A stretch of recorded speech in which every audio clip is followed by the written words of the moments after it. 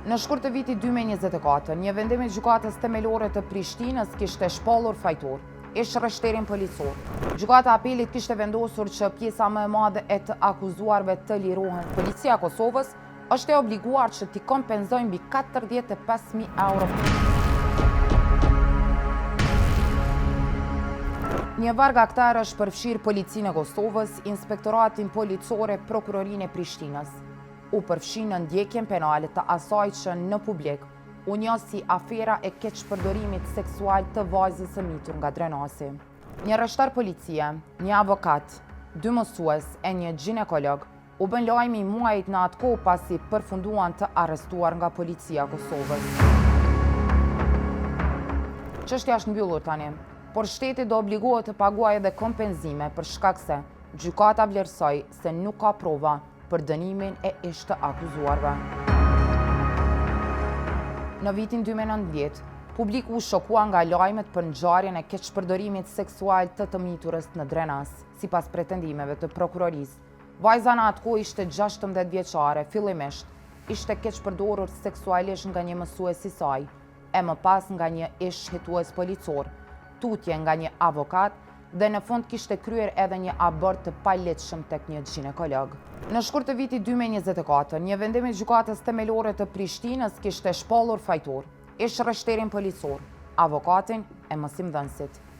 Sipas vendimit të shkallës së parë, rreshteri i policisë u dënua me 4 vite dënim me burgim, avokati me 4 vite burgim dhe mësuesit, njëri me 4 vite e 6 muaj burgim e tjetri me 2 vite dënim.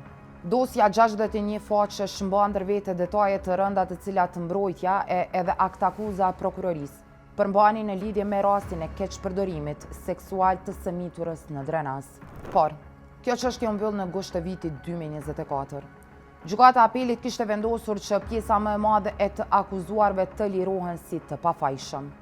Vetëm për njërin nga të akuzuarit, gjykata vendosi ta kthejë rastin në rishqyrtim. Sipas gjykatës, nuk ka prova që veprat ishin kryer. Kallzo.com zbulon se pas kësaj ngjarje paditë të tjera janë dorëzuar në gjykatë. Pasi ishte liruar nga akuzat, rreshteri policor ka shfrytzuar edhe të drejtën e tij për të kërkuar kompenzim dhe rikthim në punë në Policinë e Kosovës. Kjo pasi që këta të fundit, kur ishte ngritur akt akuza për keqpërdorim seksual e shtytje të ndërprerjes së shtatzanisë për ish rreshterin, me anë të një vendimi të komisionit disiplinor, ishte larguar nga puna. Ish rreshteri ka paditur policinë dhe ka kërkuar dëmshpërblimin e edhe kthimin në punë. Gjykata themelore e Prishtinës, divizioni civil ka aprovuar padim, por shuma e parave që rreshteri pretendonte të përfitonte nga Policia e Kosovës ishte më e lartë se ajo që kishte vlerësuar gjykata. Ish rreshterit policor, tashmë Policia e Kosovës, është e obliguar që t'i kompenzojë mbi 45.000 euro paga, trost e kamat ligjore e po ashtu. Një tjetër detyrim nga gjykata është i njëjti, të kthehet në vendin e punës të cilin e kishte para se të largohej. Avokati i ish rreshterit i kontaktuar nga Kallzo.com, Tahir Recaj, nuk ka dashur t'i komentoj këto vendime. Ngjashëm ka vepruar edhe rreshteri, i cili në kontaktin tonë me telefon nuk ka pranuar të flasë për vendimet e gjykatës. Krejt çka na ka thënë është se nuk dëshiron të jap komentet e tij për shkak të ndjeshmërisë që ka pasur rasti edhe në të kaluarën.